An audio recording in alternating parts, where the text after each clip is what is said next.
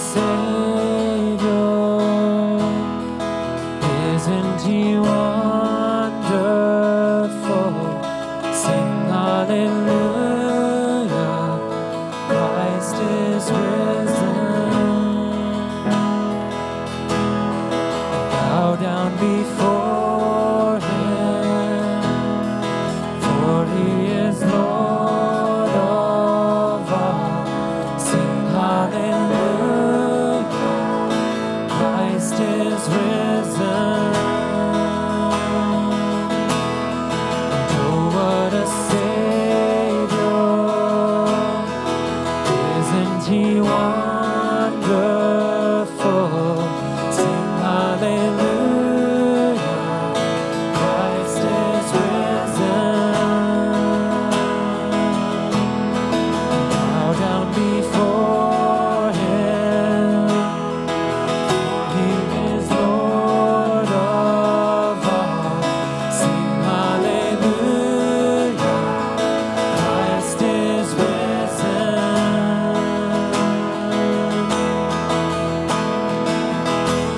Oh, come to the altar. The Father's arms are open wide.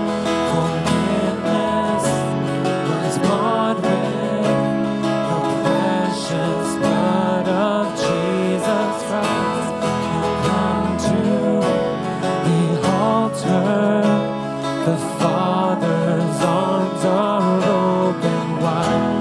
Forgiveness was bought with the precious blood of Jesus Christ.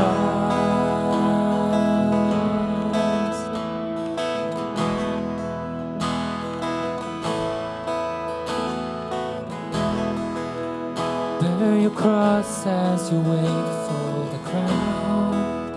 Tell the world of the treasures you found.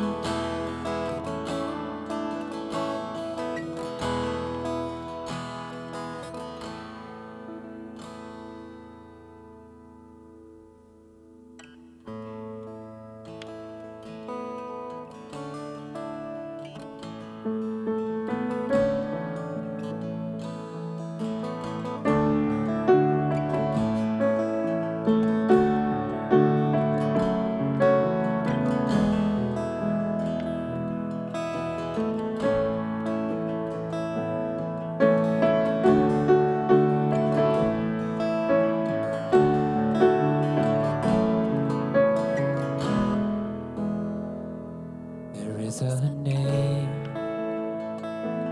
that reigns without contention, whose power can't be questioned or contained. With humble faith, He rules the earth and heavens. His glory knows no measure or refrain. That it's bursting past the borderlines of space. Jesus, enthroned upon the praises of our hearts.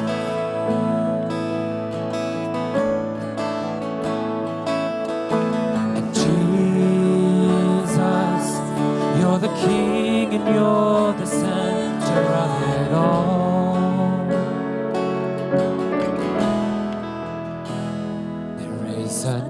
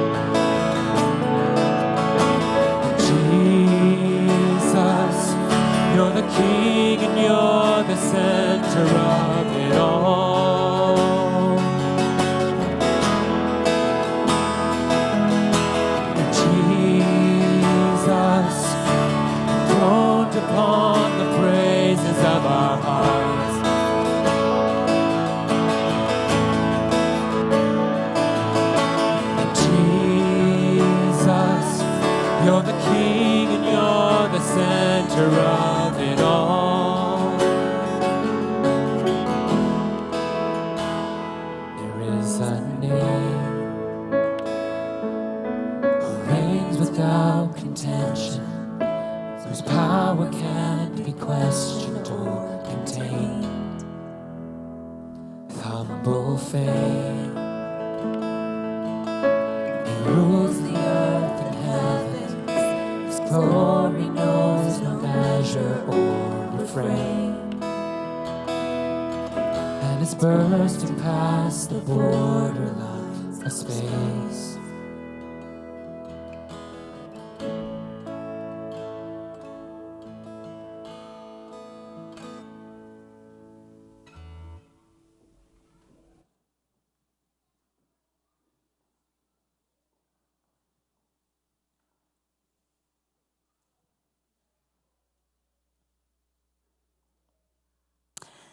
Jesus tells us in John 15, 1 through 4, I am the true vine, and my Father is the vine dresser.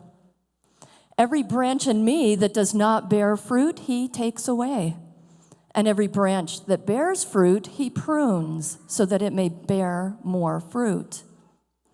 Already you are clean. Because of the word I have spoken to you, abide in me, and I in you. As a branch cannot bear fruit by itself unless it abides in the vine, neither can you unless you abide in me. Happy New Year. Welcome to Boulder Church. My name is Jennifer Ogden. I'll be your speaker for today. So, funny story. Yesterday, I was probably 20 seconds from leaving the house, and then I broke the mic just now. Yay! Technology.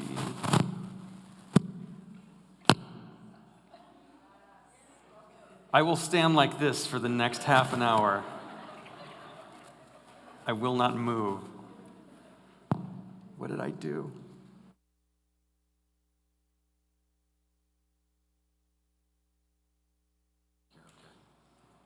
All right? Woo! All right.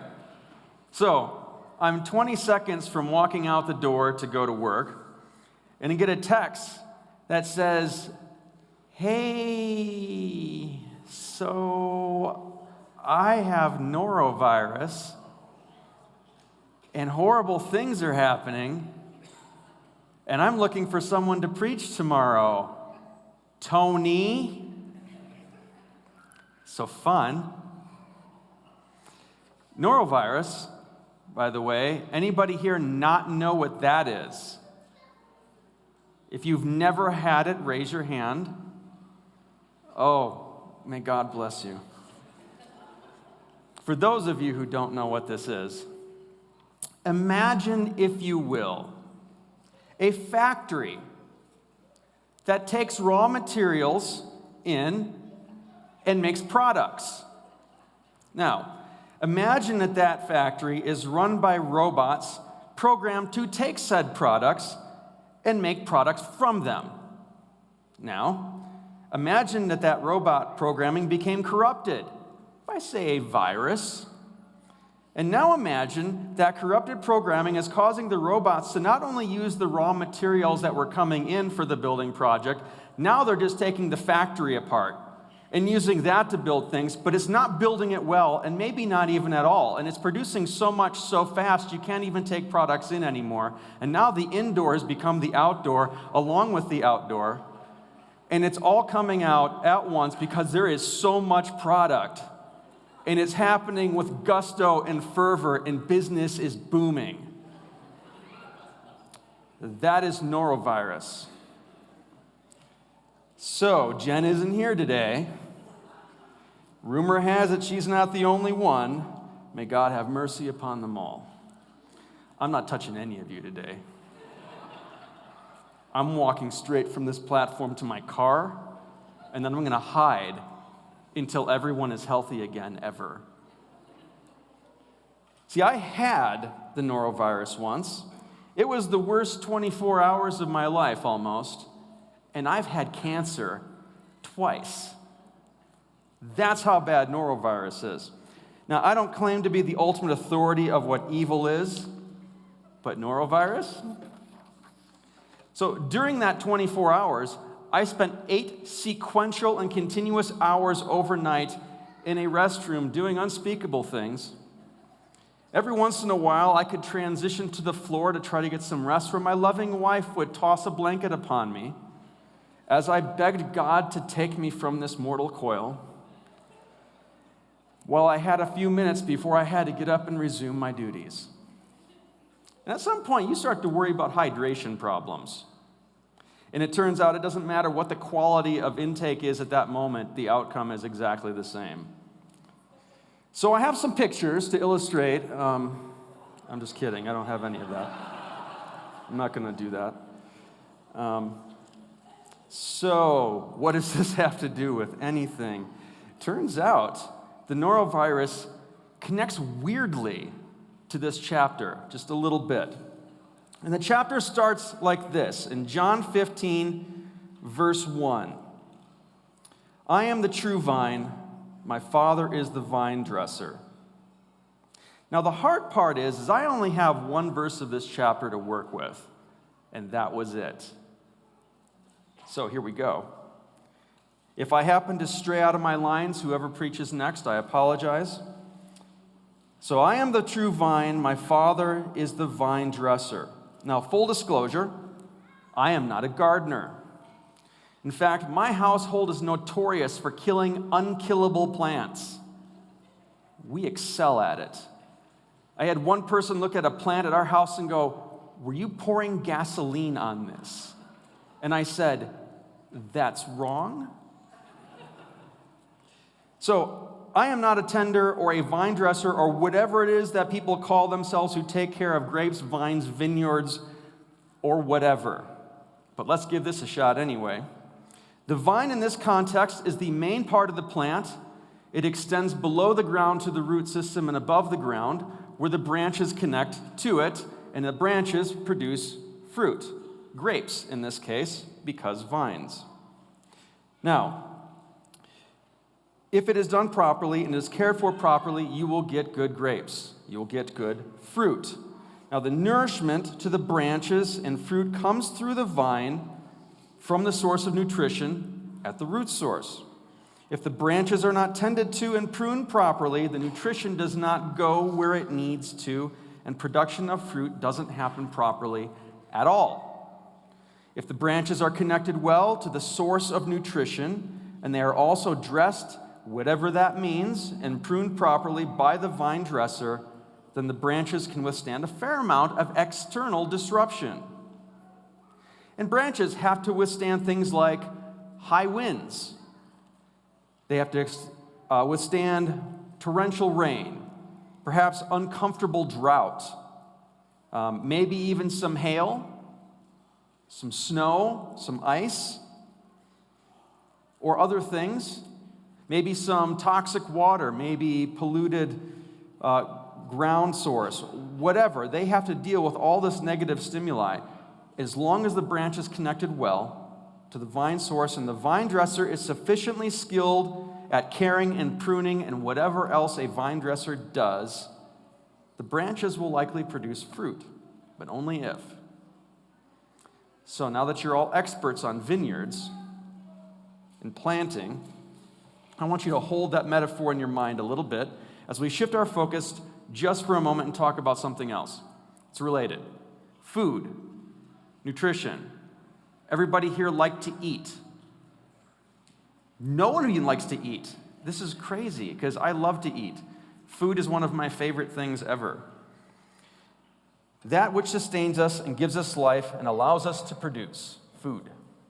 Now, we know as a result of modern science and medicine that the better quality of food that we take in, the better the system runs.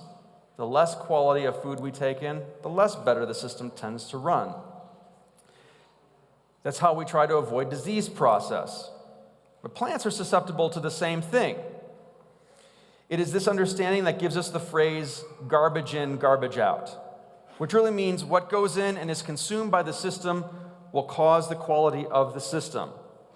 It will dictate what that quality is. Now, this is true, but not completely true, and not always the way we want to use it. Now, some people can eat truly healthy all the time, exercise all the time, and have nothing but health problems. Some people can eat nothing but garbage, and they're fine. I had a roommate. No, he wasn't a roommate. He lived across the hall. And we used to go to his room all the time because he had the computer system in his dorm in college. And that's where the video games existed. So we'd go over there to play, and this guy, I love him dearly as a brother, but I never once saw the color of his floor. I don't know what that looks like. It was just clothes, and then there was his computer on a desk, and everything that he had tried to eat over the last couple weeks was there in varying forms, decomposing in different ways. I went in once, and there was a pot of beans and beef that he had made. And then I went in the next day, and that pot was still there. I went in a week later, it was still there. And then the next day, I was playing games. He came in, said he was hungry, grabbed that pot, and ate it. I threw up. He was fine.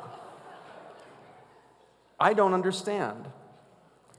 So, it doesn't always work out that way, but as a general rule, maybe.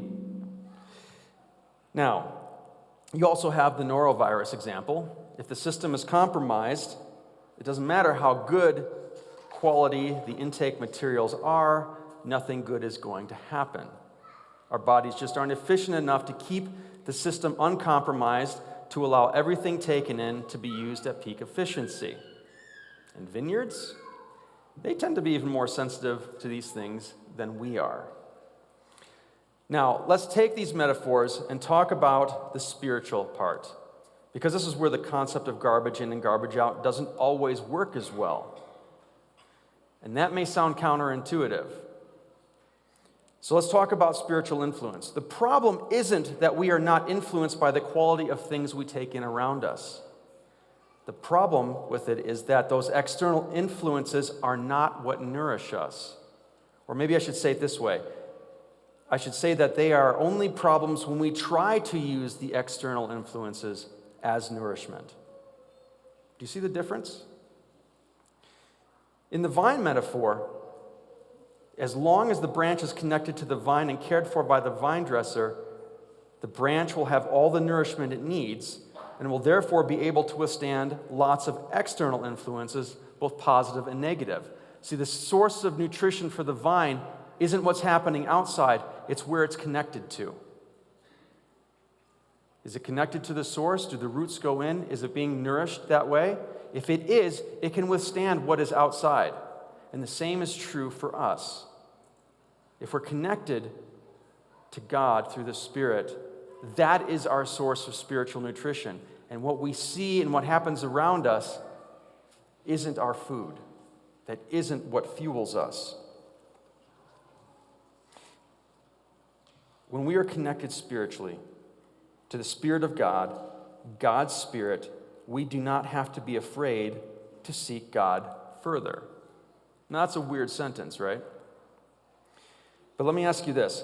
How many times have you been told or have heard someone else be told that they should never read a thing or see a thing or go to a place, or your angel won't go into the movie theater, or if you read the Satanic Bible that demons will jump into your body? Or some variation on something that someone said was bad because they said it was bad. Insert whatever lunacy you would like to. When I was in college, again, a lot of things happened in college that were sketchy. I may or may not have been a huge comic book junkie. I said that in the past tense, as though that's no longer true.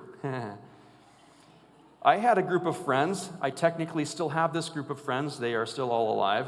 And we had a weekly ritual. Because we all worked at the school, 100% of our wages went directly to our school bill, whether we liked it or not, which meant we never saw a dime. So every week, we went and gave plasma so that we could earn a couple extra bucks. You ever gave plasma? So for those of you who don't know what giving plasma is, They shove a needle into your arm. It's about the size of a horse trough. It's this long, and it's this big around, or so it felt like, because everybody who worked there was a student. And we were the first people they had ever stuck a needle into, ever, every week.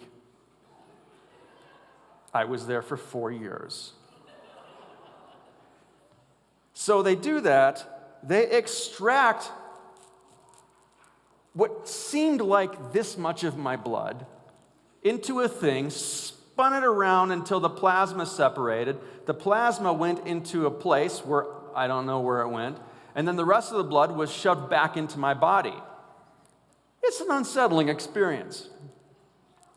But they paid you for it, and you could go twice a week. Is that healthy? Not at all. So we would take that cash, because health mattered to us, and went straight to Taco Bell, where we pounded 35-cent tacos because it was the 90s, and Mountain Dew, because that was how we got our sugar back. Then with whatever we had left over, we were not smart people. With whatever we had left over, we went to the comic book store, because that was the next important thing on our to-do list that week. We'd all found what we wanted, but because we were students, we just got one thing and then we shared it with the group, because college poverty. And that worked great until one day. One day, one of the group, my roommate, picked up this new first issue comic book. Now you need to understand something about the comic world. Some of you have seen modern comic books, and the paper is high quality, it's glossy, the art is fantastic, the colors are great. This was not always true. Up until the 90s, comic book art was pretty awful. And even the good stuff was pretty mediocre. But in the 90s, there was this transition in quality. Suddenly, someone took an art class and learned how to draw, and everything became amazing. And so we were seeing this stuff for the first time. And so he found this one, and we were all like, this is the most beautiful thing we have ever seen. Of course, we were also lightheaded, and anything we saw was the most beautiful thing we had ever seen, because we had just gotten rid of all of our blood so that we could buy this book. So he buys this book. We all say how breathtaking it is. It also happened to be a story that took place in a fictional hell and was full of demons. So there's that piece. So we get back, I have to go to class, and I was promised that I would get to read it when I got back from class, because that's how we did things. Here's mine, and we all share. So I came back from class, and this was the scene that was presented to me. 4 guys standing in a circle in the middle of the room, my dorm room.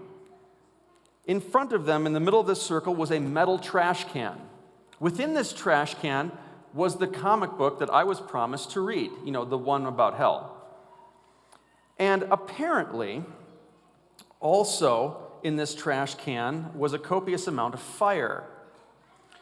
Because while I was gone, they had deemed it unclean and it needed to be cleansed with fire. So they lit it on fire. What they didn't do was empty out all the trash that was already in the trash can, which was mostly paper. And as we know, paper never burns. And so, as they're watching this burn, realizing that the flames are becoming problematic, and that maybe we should do something about that. Now, I'm already upset because I realized they're burning the book that I wanted to read because it had the pretty art. So one guy goes and grabs a pillow. I'm going to put out the fire. Right, I know. And he starts trying to blow the fire out. He doesn't try to smother it. He tries to blow the fire out with a pillow. So that didn't go as planned. And then he was like, oh, maybe I should smother it. Well, by now, the flames. And so he sticks the fire over, and it bursts into flames, the pillow. So that was a bad option. Finally, the smart one in the group said, maybe we should take it into the bathroom because we had an adjoining bathroom between two rooms. There's a shower there. We'll just put it in and we'll put it out with water. Sounds great. So he grabs the metal trash can, gets it to here before he screams like a child, throws it on the ground where everything bursts out, and now the entire floor is covered with fire. Well, now everybody's panicking. They're trying to stomp it out. Well, there's a sink in the room, and someone's like, quick, get some water from the sink. We will throw it on the fire. And then one of the group goes over to the sink and says, hey, hold on, I got this. Grabs something off of the sink, runs over and starts to spray the fire. It's an aerosol can of hairspray. Because I used to have hair. Somebody once thought recently that I was born this way.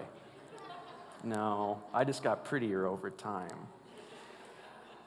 So we tackle him to the ground because he's just burning our room down. While we're tackling the pyro with the hairspray, everybody else is stomping on this and trying to kick the fire into the bathroom. We finally successfully put it out, and our room was saved. So that happened. And this is what happens when we try to play God. Now, while it's clear that they were doing this out of mostly a joke, as some sort of in-joke kind of, oh, it's evil, we must burn it, ha-ha, fire is fun.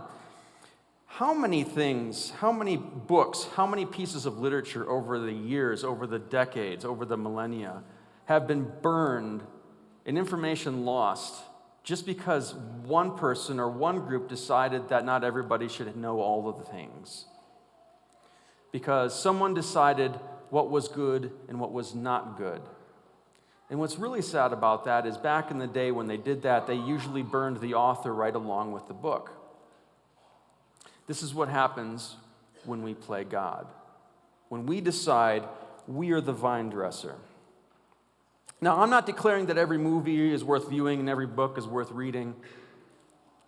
I'm just saying that your nourishment does not come through them. You can read some stuff. It's good to know what's out there. It's good to know what people think. You don't have to agree with it. If you're getting your nourishment from the thing that you read, you're getting your nourishment from the wrong place. That's not who fuels us. Either God is our source or it does not matter. It's simple. If God is the source, then you can see things and you can talk about things and you can go places. It's okay. Your connection to the Spirit of God only holds that power to move and direct you. Take Jesus' conversation with Nicodemus. John chapter 3, verses 5 through 8. John chapter 3, verses 5 through 8. And Jesus answered, truly, truly, I say to you, unless one is born of water and the Spirit, he cannot enter the kingdom of God. That which is born of flesh is flesh, and that which is born of the Spirit is spirit. Do not marvel what I said to you. You must be born again. The wind blows where it wishes, and you hear its sounds, but you do not know where it comes from or where it goes. So it is with everyone who is born in the Spirit. Now, Jesus is telling Nicodemus that true rebirth is about the Spirit, and the Spirit is the source of all life and motion. Just as the wind blows, we can't see it, we don't know where it's coming from, we're not sure where it's actually going.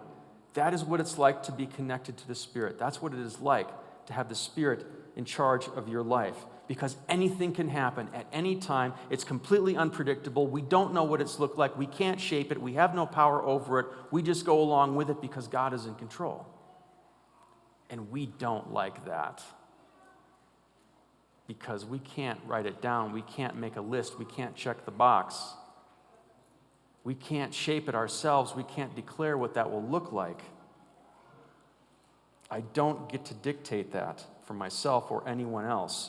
When I give my life to God, that connection is made. The Spirit controls that growth and produces the fruit in me.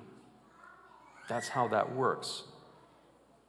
And this brings us to a couple of points that are, I feel, very important to make. And they aren't about the branches or the vine. It's easy for us to get stuck in the branches and the vine and forget the other part of this. Because there's something else, and that's the vine dresser. The vine dresser is crucial to this. Point number one, it's important to know who the vine dresser is. God is the vine dresser. That seems simple, it's straightforward, right? God is the one who guides and shapes and nourishes and creates growth and fruit in us. But there's more. There's a story in John chapter 4 about a time that Jesus met a Samaritan woman at a well. She's had a rough past. She's been married a bunch of times and currently living with someone who isn't her husband. That was a big deal back in the day in their culture. Probably not a good life for her. And Jesus, out of nowhere, tells her everything about her past. They're having this conversation, which is important, but not for what I'm talking about. And he just starts telling her all of this. And this is her response, and I really like her response. She rolls with it really well. Some people would flip out. She didn't. He tells her all this stuff that she hopes that nobody would know, and her response is, "Sir, I perceive that you may be a prophet." The understatement of the year. And then she asks him a question. She doesn't even dwell on it. She just moves forward. "Our fathers worshipped on this mountain, but you say that in Jerusalem is the place where people ought to worship." And Jesus said to her, "Woman, believe me, the hour is coming when neither on this mountain nor in Jerusalem will you worship the Father. You worship what you do not know. We worship what we know, for salvation is from the Jews. But the hour is coming and is now here when true worshipers will worship the Father in spirit and truth. For the Father is seeking such people to worship him. God is spirit, and those who worship him worship in spirit and truth." So first, she asks about worshiping on the mountain or in the temple. What she's asking is, should I follow this source of truth or should I follow this source of truth? And Jesus' answer is neither. He said that when you are connected to the Spirit, you won't need the mountain and you won't need the temple. When you are connected, the Spirit will fuel you, guide you, and you will commune with God and grow and produce fruit that is unparalleled. And the next thing he says is that we will worship in the Spirit because God is Spirit. Did you catch that? Have you ever caught that when you read through there? God is Spirit. Think about that for a second. Not that God has a spirit, God is Spirit. That's an equation statement. In the Greek, the word for spirit is pneuma, and it means wind or breath or spirit. And it's the Greek equivalent word to the Hebrew word ruach, which also means wind, breath, or spirit. Ruach was the word that was used in Genesis at the beginning of creation when it said the Spirit was hovering over the waters. God is about to do the thing. And it says Ruach was hovering over the water. The breath, the Spirit of God, God's Spirit, is hovering over the waters. Ruach is the word in the Old Testament that is used in the phrase Holy Spirit. And pneuma, its equivalent, is what is used in the New Testament phrase Holy Spirit. God is both the vine dresser and the source of nourishment.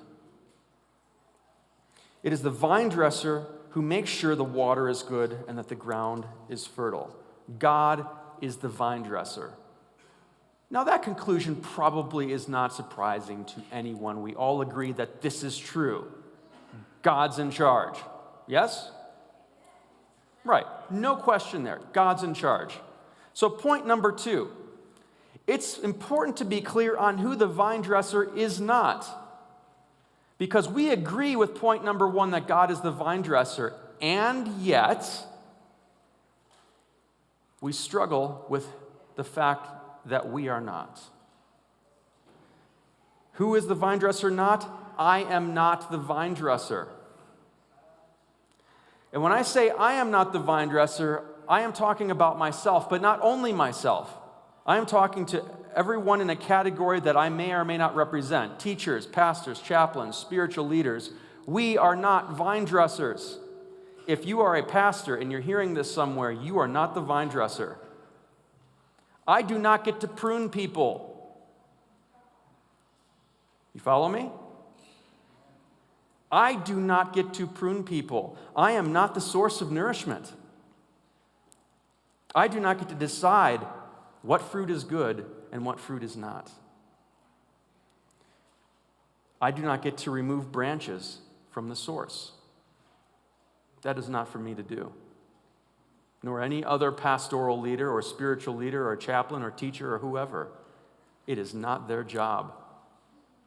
They do not have the wisdom or the insight or the knowledge or the power.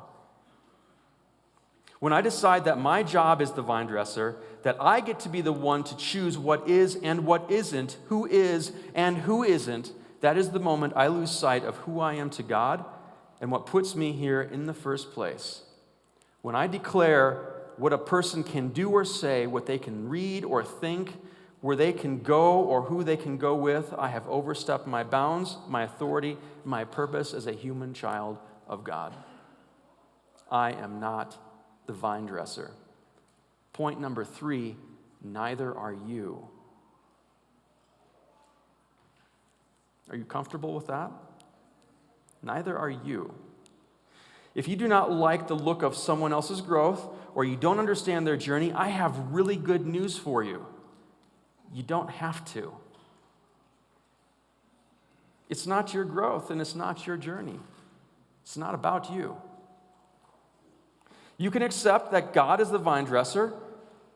If you can accept that God is the vine dresser and can prune and shape you and cause you to grow and produce fruit as He sees fit, can you also accept that God can shape another branch into a different shape as is needed to produce the fruit that God requires?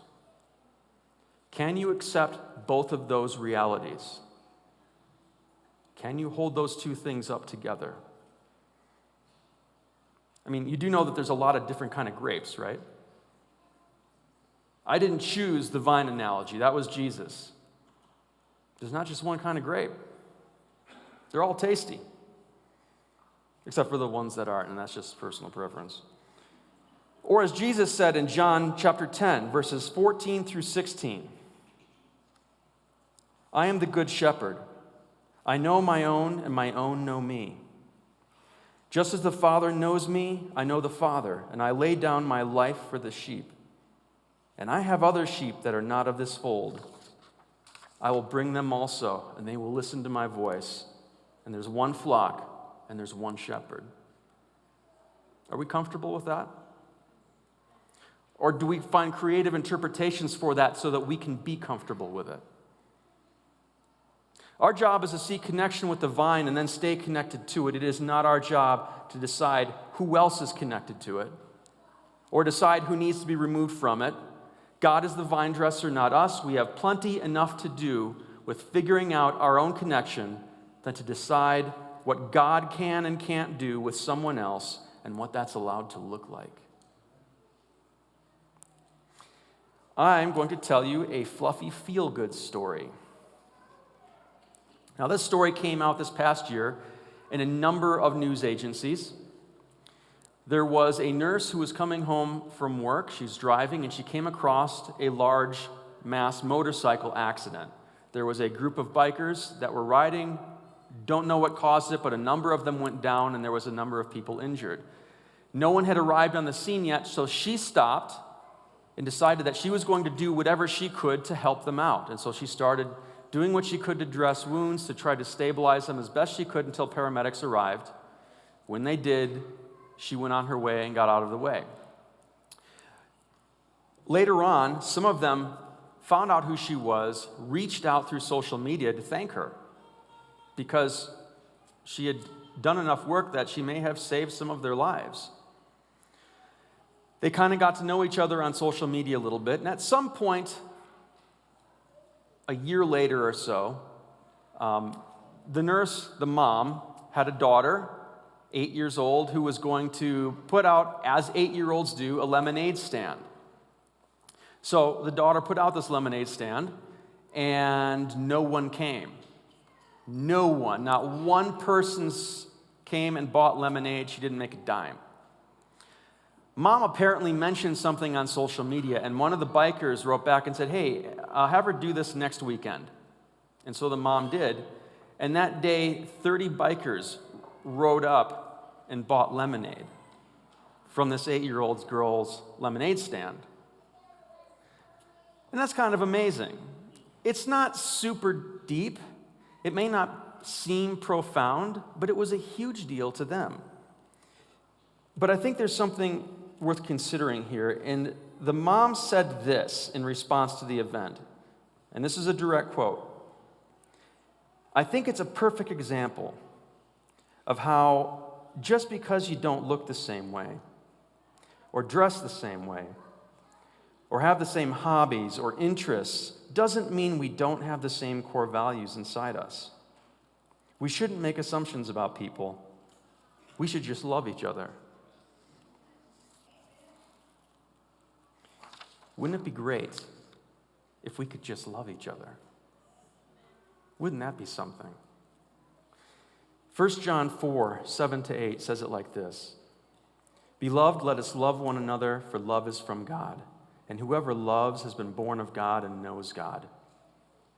Anyone who does not love does not know God, because God is love. There's a lot of equation statements in that verse. God is love. God is spirit and source, but apparently God is also love. If the source of nourishment that flows through the vine and feeds the branches, causing them to produce fruit is love, then maybe the fruit produced is also supposed to be love. As John said, whoever loves is born of God. Whoever does not has not been born of God. Are you comfortable with that statement, or does it make you uncomfortable? Maybe that's worth doing a little bit of internal searching about. And Jesus said this in John chapter 13, verses 34 and 35. A new commandment I give to you, that you love one another just as I have loved you. You also are to love one another. By this, all people will know that you are my disciples, if you have love for one another. That's pretty great. People won't know we are connected to the source because of Judaism. They won't know because of Christianity or any other faith or denomination. They won't be known by their synagogue service or their church service or their organ hymn or their guitar-led praise service or their Sabbath keeping or their perfect 10 commandment keeping or whether they like the writings of Ellen White or whether they're actually Christian at all. They would be known by their love. If a person, a branch, is connected to the vine, Jesus, who is the one who connects to the source, love, then everyone will know it because we won't be able to produce anything else but the love the source has given us. So it's 2020. It's a new year, a new decade, and maybe it's time to rise to a higher standard. Maybe we should just love one another.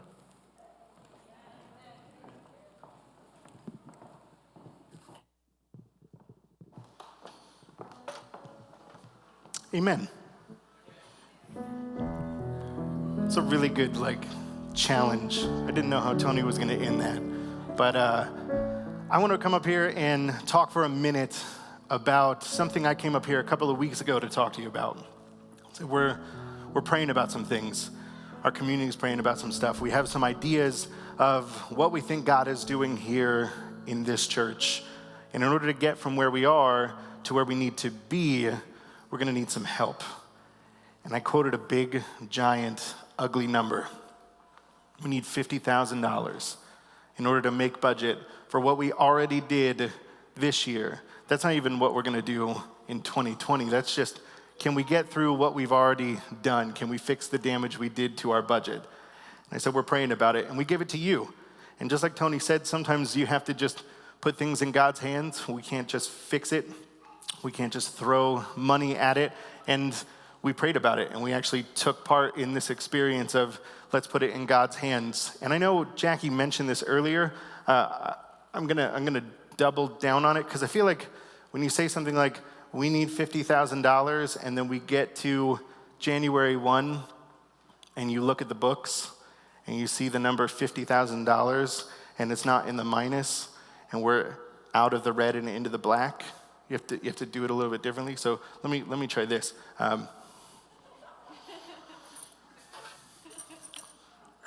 We made budget this year. Yeah. I like that better. I like that way better. $50,000 came from all of you, and we found a way to do what we did last year.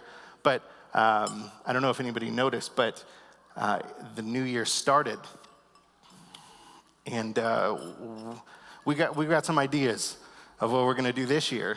And let's say God starts talking to you. Let's say you really do abide in God, and you let God dress your vine, and you branch out from there. I am expecting knocks on our office doors here that just say, we've got this plan, we've got this idea. I don't know how we're gonna do it. I don't really know why God told me to do it, but I have this idea and I wanna do it here. And that's probably gonna take some funding. And then somebody else is gonna show up, and then we're gonna have to have a conversation about this and that and this and this. My hope is that our budget is astronomical at the end of this year, and I have to get back up here and go, I don't know how we're gonna do it.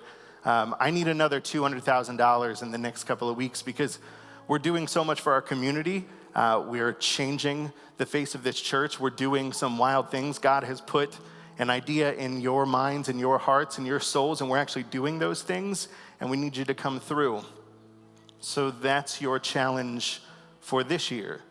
And we're gonna start the conversation now, because the hope is we can actually do some of this stuff this next year, not just keep up the status quo, not just keep the lights on, which is cool. It's good to have lights. But I want to do something else this year. I feel like God wants to do something else this year. I'm going to ask the deacons to stand. This is not your, we can think of this as, and this is the part where we do the offering and the bags come around and you put money into it. Please pay for that awesome sermon you just heard Tony do. That's not what this is. This is just saying, do we want to worship through our giving to a place that we can actually start doing some things once God starts abiding in us and we start abiding in him, so that next year I can put this silly crown on again and do the same thing, and we can celebrate all over again. Sound good? Good.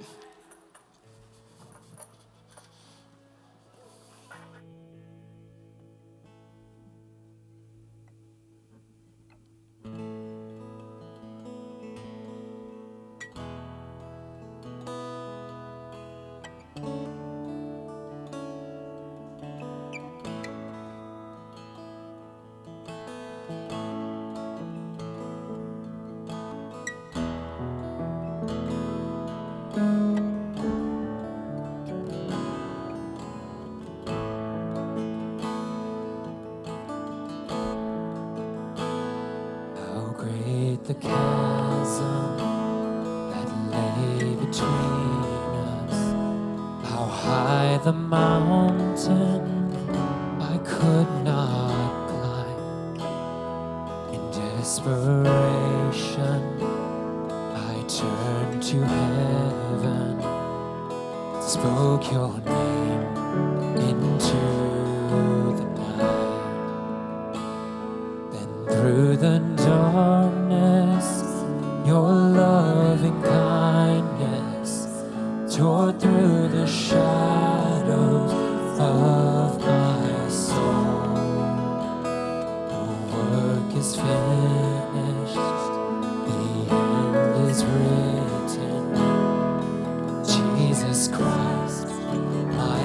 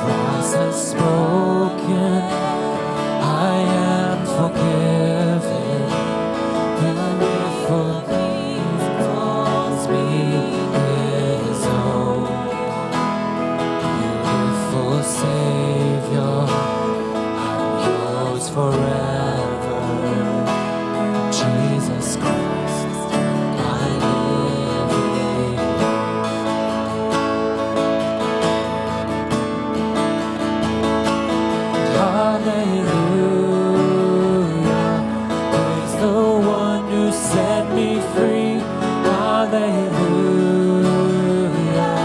Death has lost its grip on me. You have broken every chain. There's salvation in your name, Jesus Christ, my living hope. Hallelujah. He's the one who sets me free. Hallelujah. Death has lost its grip on me. You have broken every chain.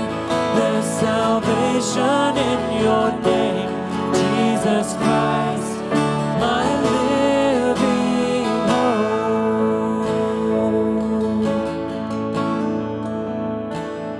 Then came the morning that sealed the promise. Your buried body began to breathe. Out of the silence, the roaring lion declared the There's no grave on you. Jesus, yours is the victory.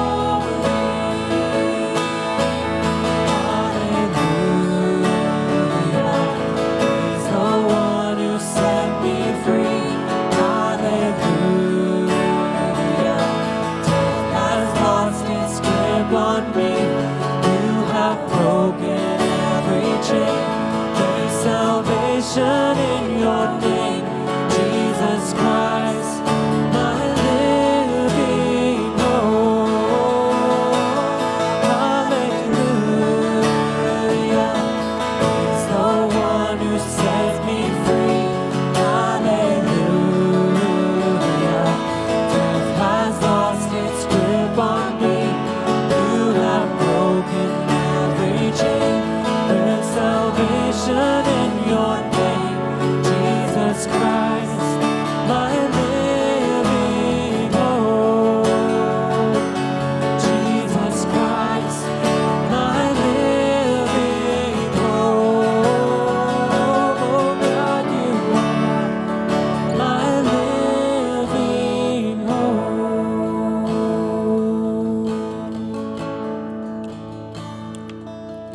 May Jesus bless you with courage to believe all of his promises. May Jesus bless you with the peace of surrender to his love. May Jesus bless you with his gift of abundant life. May Jesus bless you with steadfastness. May Jesus bless you with the evidence that your faith impacts the world.